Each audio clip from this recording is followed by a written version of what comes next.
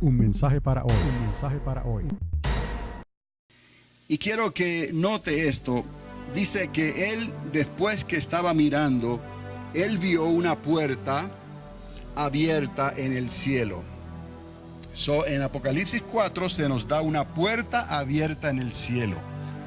Él oyó una voz como de trompeta que le habló y le dijo: sube acá. ¿Qué estamos viendo aquí en el capítulo 4 de Apocalipsis? Recuerde, para nosotros este manual lo recibimos como la palabra de Dios y por la fe lo creemos. La ciencia tendría que probarlo. En ese sentido, estamos adelantados en estos descubrimientos que están inscritos en la palabra de Dios desde el tiempo en que fueron escritos hace 2000 o más años atrás. Vemos una puerta abierta en el cielo y escuchamos una orden audible. ¿Cuál fue esa orden audible? Sube acá. Ahora, quiero que también observe esto en el versículo 2. Y dice: al instante yo estaba en el Espíritu. ¿Qué está diciendo el apóstol aquí? Que fue transportado instantáneamente. ¿Me explico? Vamos a considerar esto por la fe. Y recuerde, estamos adelantados a la ciencia porque la ciencia todavía no ha descubierto esto completamente. Tiene sus teorías, pero no han podido probar alguna de estas cosas. Nosotros estamos asumiendo aquí que lo estamos aceptando todo porque lo hacemos por la fe. Juan está aquí en la tierra, en la isla de Patmos. Está teniendo visiones que Dios, el arquitecto del universo, le está dando. Está escuchando voces de ángeles y de arcángeles que le están mostrando a Juan las cosas que van a acontecer en el fin de los tiempos, ¿no? Y de momento, pues él escucha. Y de momento él mira y él ve una puerta. Es importante esto porque esa puerta tiene que ser clave para muchas cosas. Ya les he demostrado, la ciencia ha demostrado que el universo se ha expandido y tiene unas distancias que nosotros no podemos considerar. Es casi ilógico para nosotros considerar las distancias tan tremendas que hay en el universo. Imagínese usted, para viajar en ese vasto universo, todas las leyes físicas que hay que sobrepasar, ¿no? Y aunque viajemos a la velocidad de la luz, no sería la suficiente velocidad para poder surcar el vasto universo en tiempos razonables. Puertas. Juan vio una puerta y no solamente vio esa puerta, sino que oyó una voz audible, una orden: sube acá. Y qué curioso, porque esa orden de alguna manera tomó la presencia de Juan e instantáneamente lo colocó allá arriba, en esa dimensión a la cual Dios le llevó. Entonces estamos viendo aquí cosas que quizás la ciencia hoy en día quisiera descubrir, cómo estas cosas son posibles o cómo estas cosas suceden. Entonces Juan está experimentando esta transportación instantánea a una dimensión diferente.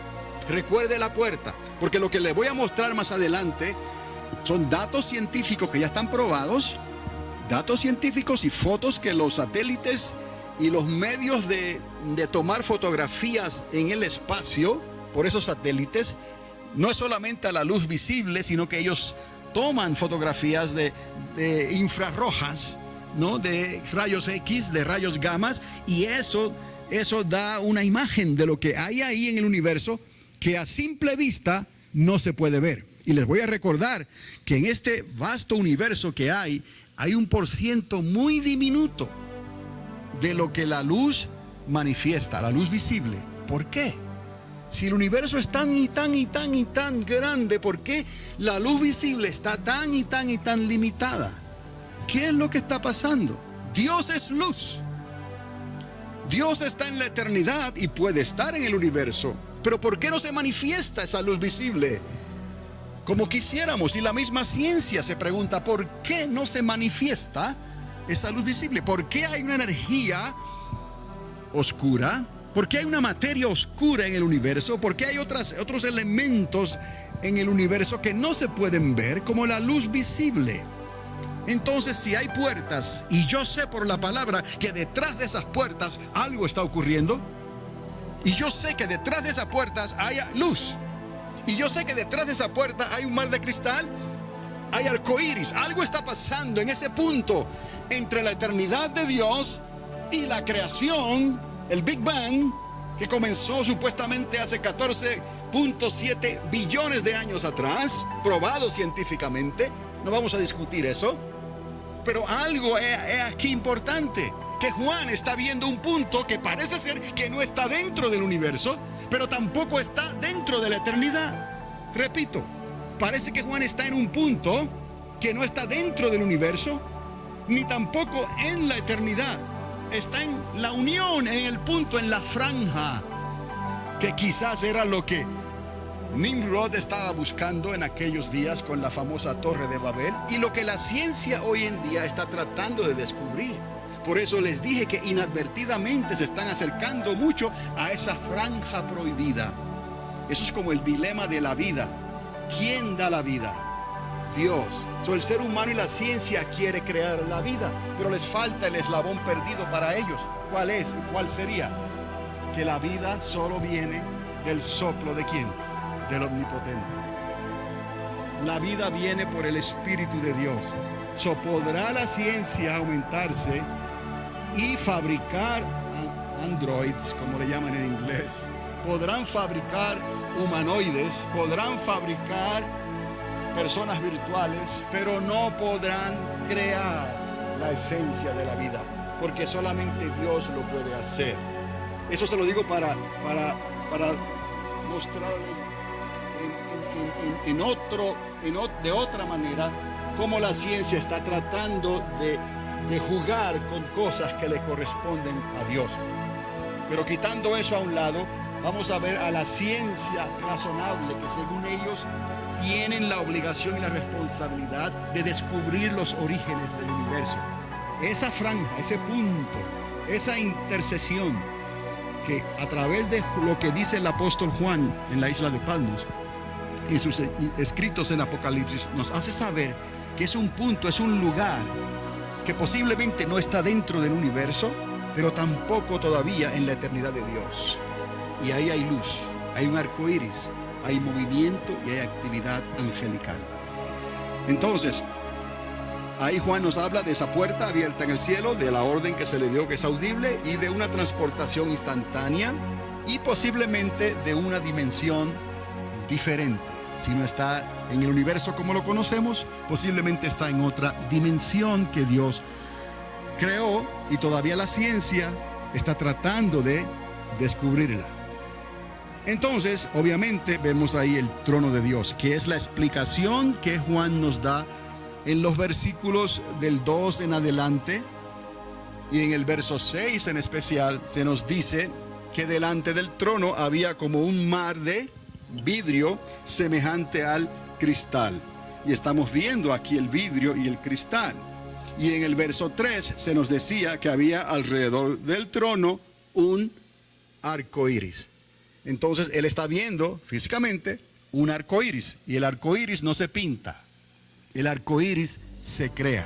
Les dije, el arco iris es una imagen, es como un fantasma. Depende de donde tú estés parado y de la luz del sol y las gotas de agua, así se va a reflejar, ¿no? La luz blanca atravesando esas partículas de agua, como si fuera un prisma, un cristal, reflejan los 7 colores del arco iris. El arco iris no se pinta, se crea. Juan está viendo el proceso de un arco iris. Ve el cristal, ve el vidrio, el prisma, ve los colores. ¿Qué falta? La fuente. ¿Cuál es esa fuente? La luz. ¿Quién es luz? Dios es luz. Ahí la luz se puede manifestar libremente, no así en el vasto universo. Y si da tiempo les muestro los números. Ok. Cabe preguntar, de esto que hemos hablado, ¿dónde estaba Juan? entre la eternidad y la creación. Ya usted sabe, digamos que aquí está Dios, esta es la eternidad, y aquí mismo, de ahí sale ¿qué? La creación. ¿Dónde está Él? ¿En la creación? ¿O está en la eternidad? No. Posiblemente va a estar ¿dónde? Entre la eternidad y la creación, por lo que Él mismo dice. ¿Estamos? Ok. Esa puerta que Él habla, ¿será indicio de una existencia en otra dimensión? Les dije, porque si está fuera del universo, puede que haya otra dimensión manifestada que la ciencia no ha descubierto, y ahí se manifiesta la luz, ahí se manifiesta el arco iris, ahí se manifiestan estas cosas. Pero recuerde, no puede estar todavía dentro de la eternidad. ¿Me explico?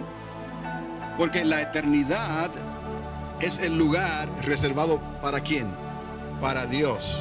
Aunque su creación estuviera dentro de Él, estaríamos en sus atributos. ¿Ves? Y Dios ha hecho algo en nosotros, algo en su creación, que nos dio entonces o nos va a dar atributos perpetuos para que no tengamos fin. Pero hay que preguntarse aquí entonces, ¿dónde estaba Juan? ¿Entre la eternidad de Dios y la creación de Dios? ¿Y esa puerta será indicio de una existencia en otra dimensión? Lo que sí podemos decir, por lo que dice la misma palabra, es que había actividad visible en ese lugar. ¿Está conmigo? Cuando usted lee la visión del trono, usted ve actividad visible en ese lugar. Y en su luz, dice la palabra, vimos que la luz.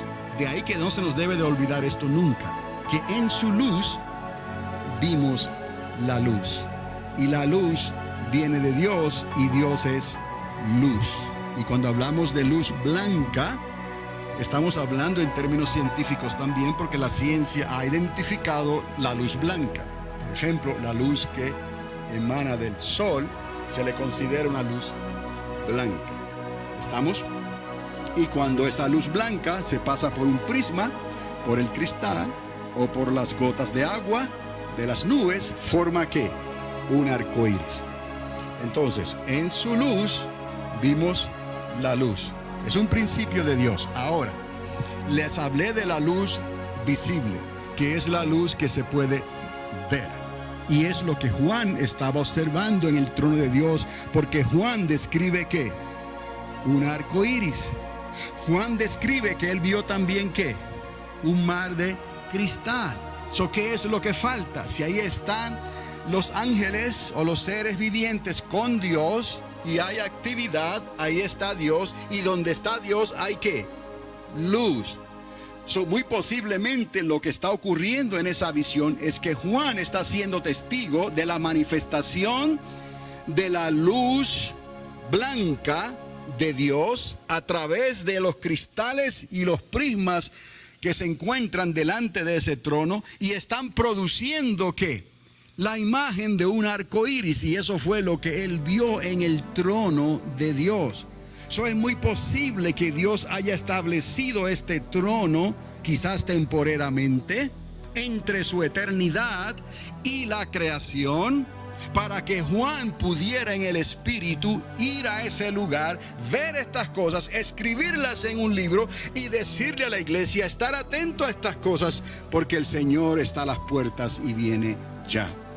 Ahora lo que estamos haciendo es conectando entonces la experiencia de Juan, porque él estaba en la tierra, él oyó una voz, él vio una puerta en los cielos e instantáneamente es la palabra en el griego que él utiliza ahí, él aparece en la presencia de Dios. Hay una puerta que lo llevó, por decirlo así, a otra dimensión de tiempo y espacio como lo conocemos en el universo que nosotros conocemos. Y esa puerta o esas puertas pueden ser mucho más significativas que lo que nosotros pensamos, y que quizás no haya muchas personas, aparte de los que están pensando como en ciencia ficción, están pensando en la imaginación solamente, de que estas puertas puedan existir, y tampoco estar pensando en una manera errónea que hay extraterrestres por ahí que utilizan esas puertas para viajar por el espacio. Ambos casos están en el error. ¿Por qué? Porque no han utilizado la fuente de la palabra de Dios. Y la fuente de la palabra de Dios no habla de esas cosas. No habla de la fantasía, ni tampoco habla de extraterrestres. Habla de seres angelicales, aunque alguien podría debatir que un ser angelical es fuera de esta tierra o es extraterrestre, pero no es en el sentido que se le está dando en Hollywood y el sentido que se le está dando por ahí en las personas que quieren creer estas cosas y no quieren incluir a Dios en las respuestas que debemos de estar buscando en su palabra. Pero regresando a esto, vemos entonces que Juan está observando el trono de Dios, nos describe posiblemente una existencia en otra dimensión desconocida. Otra vez, si usted lee el capítulo 4 completo de Apocalipsis, ahí él les da una descripción detallada de lo que él vio y los seres que él vio.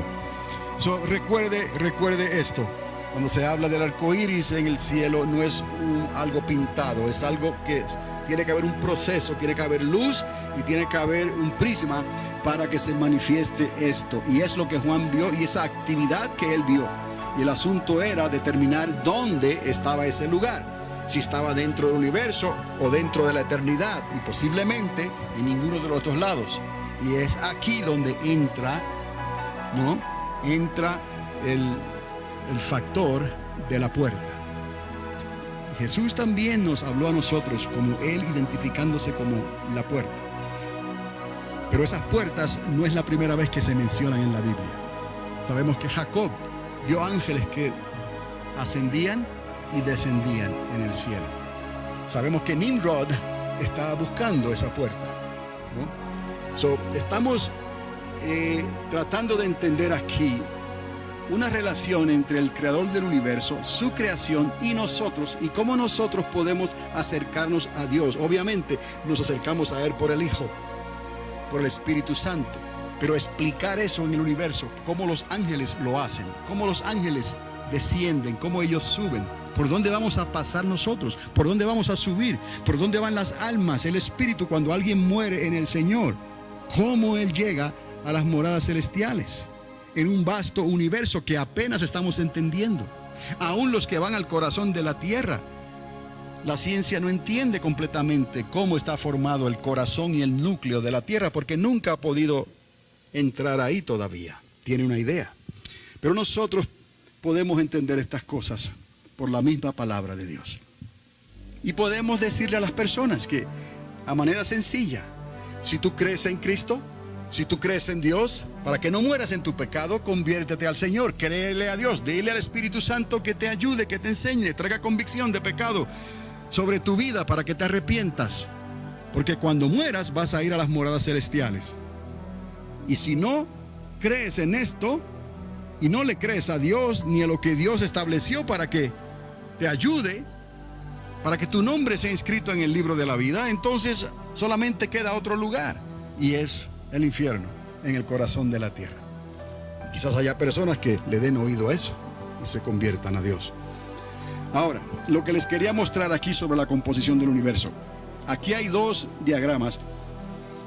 Y ya yo les había hablado esto, les había dado los números de la energía oscura, un 70%, de la energía de la materia oscura, un 25%, y que quedaba un 5% ahí donde se manifiesta la luz. Pero aún ese 5% está dividido en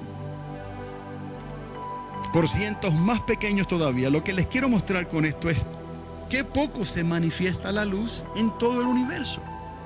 ¿Me explico? Hay que considerar esto. ¿Por qué se manifiesta tan poco la luz en todo el universo? ¿Por qué un 70% del universo es energía oscura? ¿Por qué un 25% es materia oscura? ¿Por qué solamente un 5% es con lo que la ciencia está trabajando, que por lo menos dice que está entendiendo, porque todavía no entienden claramente esto ni entienden esto? Están buscando esas soluciones, pero no lo tienen claro todavía. Ahora, de ese 5%, es increíble que solamente 1% nada más sea dividido en elementos pesados, elementos que nosotros podemos entender, la ciencia puede entender y puede explicar, y están en el universo, pero es un porciento muy pequeño. Ellos le dan un 0.03% de esos elementos eternos.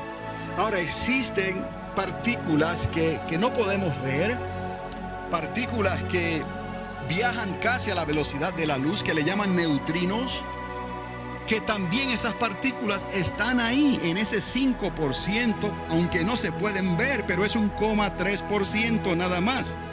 La ciencia dice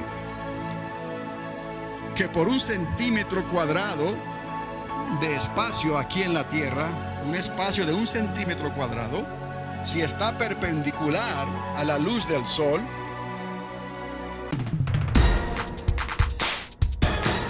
Un mensaje para hoy. Un mensaje para hoy.